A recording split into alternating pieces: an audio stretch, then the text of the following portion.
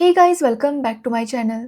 तो आज के इस वीडियो में मैं आपको एक्सप्लेन करने वाली हूँ 2024 में मूवी फायरफ्लाई। तो चलिए विदाउट वेस्टिंग टाइम मूवी का एक्सप्लेनेशन स्टार्ट करते हैं। मूवी स्टार्ट होती है विक्की नाम के लड़के से, जिसके पेरेंट्स उसे एयरपोर्ट पर लेने आए थे क्योंकि विक्की एक फॉरेन कंट्री में रहता है और वो 5 सालों बाद इंडिया आया था, जिसकी वजह से उसके पेरेंट्स बहुत ज़्यादा खुश थे। और विक्की के पेरेंट्स की बात करें तो वो दोनों एक दूसरे से बहुत प्यार करते थे और उनकी नोकझोंक आपस में हमेशा चलती रहती थी। अब विक्की जब अपने पेरेंट्स को देखता है तो वो काफ़ी खुश होता है। साथ ही वो उन्हें वहाँ देखकर काफ़ी शॉक था क्योंकि उसे लगा नहीं था कि वो उसे लेने के लिए एयरपोर्ट पर आएंगे। लेकिन उसके पापा कहते हैं कि वो 5 साल बाद अपने बेटे को देख रहे हैं। वो तो तड़प रहे थे कि कब उसे देखेंगे। अब यही सब बातें करते हुए वो लोग अपने कार से जाने लगते हैं कि तभी एक ट्रक की वजह से उनका एक्सीडेंट हो जाता है। एक्चुअली वो ट्रक गलत लेन से जा रहा था, जिसकी वजह से इनका एक्सीडेंट हो गया था। जिसके बाद कहानी 2 महीना आगे शिफ्ट होती है, जहाँ हम विकी को देखते हैं जो 2 महीने से कोमा में था। और 2 महीने बाद जब विकी को होश आता है तो उसके सारे रिश्तेदार उसके आसपास थे, जिन्हें देखकर विकी उनसे पूछने लगता है कि उसके पेरेंट्स कहाँ पर हैं। तो उसके रिश्तेदार बताते हैं कि उस एक्सीडेंट में उसके मम्मी पापा दोनों की मौत हो गई थी। और ये सुनकर विकी पूरी तरह से हिल गया था क्योंकि 5 साल बाद वो अपने पेरेंट्स से मिलने के लिए यहाँ पर आया था, लेकिन इससे पहले कि वो उनसे ठीक से बात करता उनकी डेथ हो गई थी, जिसकी वजह से विकी पूरा सदमे में जा चुका था। अब विकी के अंकल विकी को उसके पेरेंट्स की कब्र के पास लेकर जाते हैं, जहाँ पर विकी को बुरा तो बहुत लग रहा था, लेकिन फिर भी वो रो नहीं पा रहा था। और ये देखकर उसके रिश्तेदार भी काफ़ी हैरान थे। अब विकी की कंडीशन देखकर उसके अंकल फैसला करते हैं कि कुछ दिन विकी उनके साथ ही रहेगा, जिसके बाद वो विकी को अपने घर लेकर जाते हैं। लेकिन विकी वहाँ पर भी काफ़ी ज़्यादा डिप्रेस था, ना ही वो किसी से बात करता, बस चुपचाप अपने रूम में बैठा रहता। ये सब देखकर उसके अंकल और उसके कज़िन काफ़ी परेशान हो रहे थे। तो वही विकी अपने कज़िन से थैंक्स कहता है क्योंकि उसकी कज़िन की शादी थी, लेकिन विकी के पेरेंट्स की डेथ की वजह से उसने अपनी शादी 1 साल के लिए पोस्टपोन की थी। जिस पर कज़िन कहता है कि वो अपनी फैमिली के लिए इतना तो कर ही सकता है। अब ऐसे ही कुछ दिन बीत जाते हैं और विकी अपनी चाची की बातें सुनता है, जो किसी से कॉल पर कह रही थी कि विकी की वजह से उन्हें काफ़ी परेशानी हो रही है। वो कुछ करता नहीं है, बस अपने रूम में बैठा रहता है। साथ ही वो 3 टाइम का खाना खाता है, जिसकी वजह से उनका खर्चा भी बढ़ चुका है।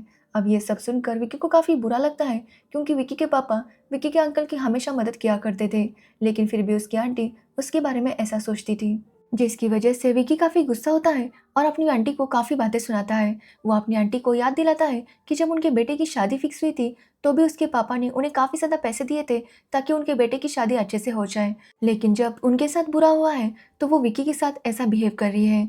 अब विकी को काफ़ी गुस्सा आ गया था, साथ ही वो समझ गया था कि उसका इस दुनिया में कोई भी नहीं बचा, इसलिए वो अपना सामान पैक करता है और अपने पेरेंट्स के घर चला जाता है। लेकिन वहाँ जाने के बाद विकी और ज़्यादा अपसेट हो जाता है क्योंकि वहाँ पर उसके मम्मी पापा की यादें थी। वहाँ देखने के बाद उसे हर पल अपने पेरेंट्स की याद आ रही थी, जिसकी वजह से विकी और ज़्यादा डिप्रेस था। हालांकि वो काफ़ी नर्वस और डिप्रेस था, लेकिन वो रो नहीं पा रहा था। साथ ही विकी काफ़ी कोशिश कर रहा था कि वो सो सके, लेकिन उसे नींद ही नहीं आ रही थी, जिसकी वजह से वो और ज़्यादा परेशान होने लगता है।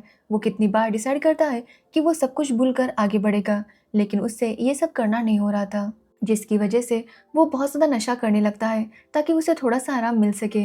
अब एक दिन उसके घर से काफ़ी स्मेल आने लगती है, इसलिए पड़ोसी दरवाज़ा तोड़कर विकी के घर में चले जाते हैं तो देखते हैं कि विकी वहाँ पर नशे में धुत पड़ा हुआ था।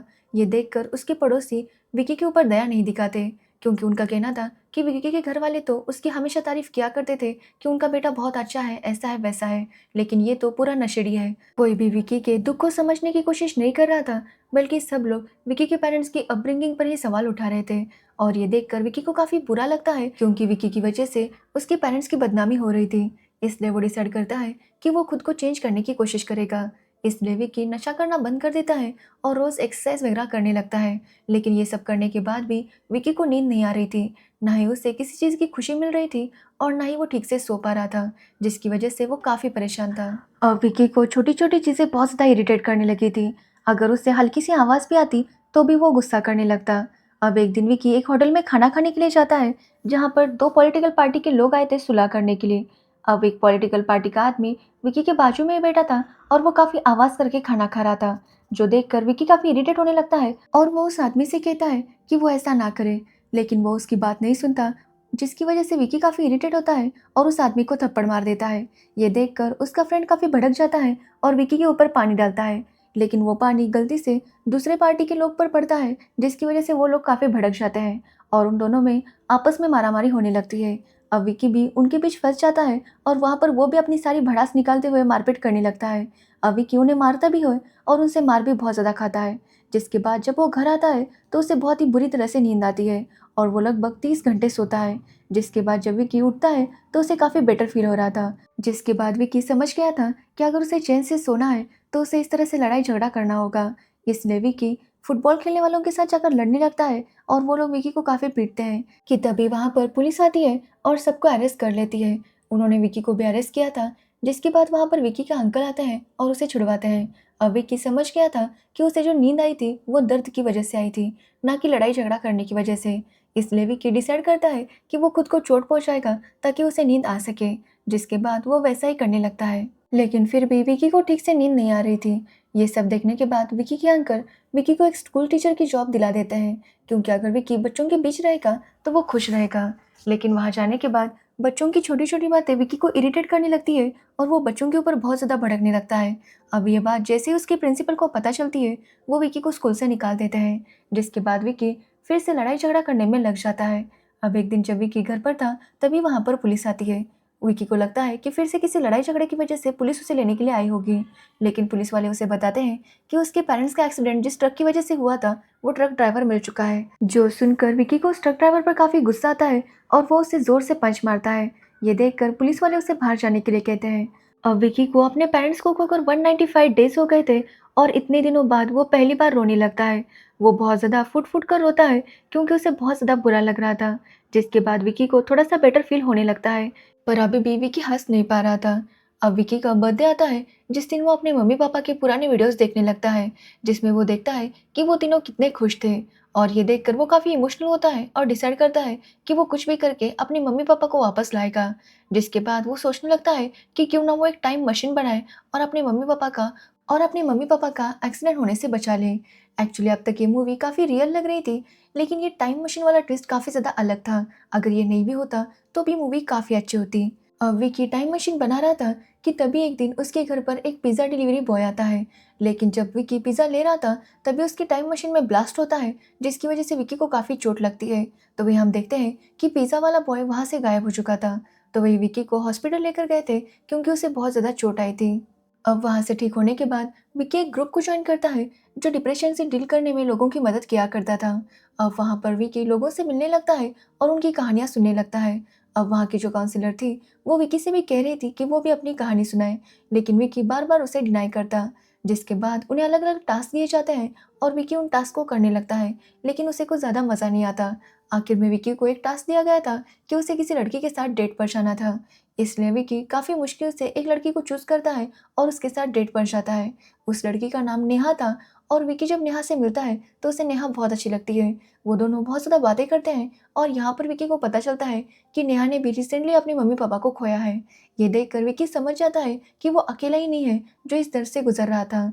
अब वो दोनों काफ़ी बातें करते हैं और विकी को नेहा से पहली नज़र में प्यार हो जाता है। लेकिन नेहा कहती है कि वो लव एट फर्स्ट साइट में बिलीव नहीं करती, लेकिन अगर उनकी किस्मत में होगा तो वो फिर से मिलेंगे और फिर वो आगे का देखेंगे। अब ये सुनकर विकी काफ़ी उदास हो जाता है क्योंकि उसे अपनी किस्मत पर बिल्कुल भी भरोसा नहीं था। अब विकी को पता चलता है कि उसके पेरेंट्स की बरसी आने वाली है, इसलिए वो डिसाइड करता है कि इस बार वो खुद सब कुछ करेगा, क्योंकि जब उसके पेरेंट्स की डेथ हुई थी तो विकी को कुछ भी करने का मौका नहीं मिला था। अब वहाँ पर सभी रिश्तेदार आते हैं और विकी से कहने लगता है कि आखिर विकी ने अपने पेरेंट्स को उनके खेत में क्यों नहीं दफनाया। अब ये सुनकर विकी भी सोच में पड़ जाता है क्योंकि उसके पेरेंट्स ने रिसेंटली एक खेत खरीदा था जिसके बारे में उसे बताया भी था, लेकिन विकी ने कभी उसे देखा नहीं था। अब विकी जब अपने अंकल से इस बारे में बात करता है तो उसके अंकल कहते हैं कि एक्सीडेंट के बाद वो भी बौखला गए थे और उन्हें याद ही नहीं रहा कि उनके पेरेंट्स को वहाँ खेत में दफनाना चाहिए। अब ये सुनने के बाद विकी अपने अंकल के साथ उस खेत को देखने जाता है तो उससे पता चलता है कि एक राजन्ना नाम का आदमी उनके खेत का केयरटेकर था। अब विकी अपने पूरे खेत को देखने लगता है, जिसके बाद उसका वहीं पर रुकने का मन होता है। तो वो अंकल को वहाँ से जाने के लिए कहता है। जिसके बाद राजन्ना और विकी मिलकर शराब पीने लगते हैं, जहाँ पर राजन्ना भी समझ चुके थे कि विकी काफ़ी अपसेट है। इसलिए वो विकी से कहने लगते हैं कि ज़िंदगी काफ़ी छोटी होती है, इसलिए जितनी है उतनी उसे अच्छे से जीनी चाहिए। अब ये सुनकर विकी को गुस्सा आता है और वो राजन्ना से कहता है कि वो उसे ज्ञान ना दे। अब ये सुनने के बाद राजन ना अपने घर में चला जाता है, जिसके बाद विकी वहीं पर सो जाता है और सोते हुए उसे सपना आता है जिसमें उसके पापा थे, जो विकी को डांट रहे थे कि विकी को इस तरह से अपनी लाइफ बर्बाद नहीं करनी चाहिए। लेकिन विकी रोने लगता है और अपने पापा से कहता है कि वो समझ नहीं पा रहा कि वो क्या करे, क्योंकि वो बहुत ज़्यादा अकेला हो चुका है। जिस पर उसके पापा कहते हैं कि वो बस अपने घर चला जाए, सब कुछ ठीक हो जाएगा। अब जैसे ही विकी की आंखें खुलती है, वो देखता है कि सुबह हो चुकी थी। साथ ही विकी को अपने पापा का सपना याद था, इसलिए वो तुरंत अपने घर जाने लगता है। लेकिन रास्ते में एक आदमी उसका मोबाइल और चेन चोरी कर लेता है। जिसके बाद विकी आगे जाने लगता है तो उसे रंजना मिलता है, जो कि हॉस्पिटल से आ रहा था। और विकी उसे जब पूछता है कि वो कहाँ पर गया था, तो रंजना उसे बताता है कि उसकी वाइफ हॉस्पिटल में है और उसका बिल पे करने के लिए उसके पास पैसे नहीं थे। एक्चुअली उनके केयरटेकर के 2 बेटे थे, जो कि फॉरेन जाकर सेटल हो गए थे। लेकिन उनका अपनी माँ का इलाज करवाने के लिए वो पैसे नहीं दे रहे थे, क्योंकि उनका कहना था कि उनकी माँ और कितने दिन जिएगी। अब ये सुनकर विकी को काफ़ी बुरा लगता है और वो अपने केयरटेकर के साथ हॉस्पिटल आता है, जहाँ पर वो देखता है कि केयरटेकर की वाइफ की तबीयत काफ़ी ख़राब थी और उनके हॉस्पिटल का बिल पे करना था। लेकिन विकी का वॉलेट चोरी हो गया था, जिसकी वजह से उसके पास पैसे या फिर कार्ड नहीं था। इसलिए विकी अपने अंकल के पास जाता है और उनसे 1.5 लाख रुपए उधार लेता है और हॉस्पिटल आकर उस आंटी का बिल पे कर देता है, जो देखने के बाद रजन्ना भी काफ़ी शॉक था। साथ ही वो आंटी विकी को आशीर्वाद देती है कि विकी हमेशा खुश रहे। और ये सुनने के बाद विकी को काफ़ी अच्छा लगता है और अब वो समझ गया था कि अगर वो किसी को मदद करेगा तो उसके पेरेंट्स भी उसके ऊपर खुश होंगे और विकी भी अच्छे से रहेगा। इसलिए वो डिसाइड करता है कि आज के बाद वो हर किसी की मदद करेगा। जिसके बाद विकी वापस स्कूल ज्वाइन करता है और सारे बच्चों से माफ़ी मांगता है और वहीं पर पढ़ाना शुरू कर देता है। फिर वो एक एनजीओ भी ज्वाइन करता है और वहाँ पर भी अपनी कहानी सुनाने लगता है। विकी आप सबको बताता है कि ज़िंदगी में खुशी और गम दोनों आते हैं। कई बार ऐसा होता है कि कुछ सवालों के जवाब तो हमें मिल जाते हैं, लेकिन कुछ सवालों के जवाब हमें नहीं मिलते और हम उसके पीछे अपनी ज़िंदगी बर्बाद करने लगते हैं। लेकिन हमें जिन सवालों के जवाब नहीं मिलते, उन्हें वहीं पर छोड़ देना चाहिए और अपनी लाइफ को बेहतर बनाने में लग जाना चाहिए। तभी हमारी ज़िंदगी खूबसूरत बनेगी। जिसके बाद विकी एक दिन अपने माता-पिता के कब्र के पास जाता है, तो वहाँ पर नेहा भी आई थी।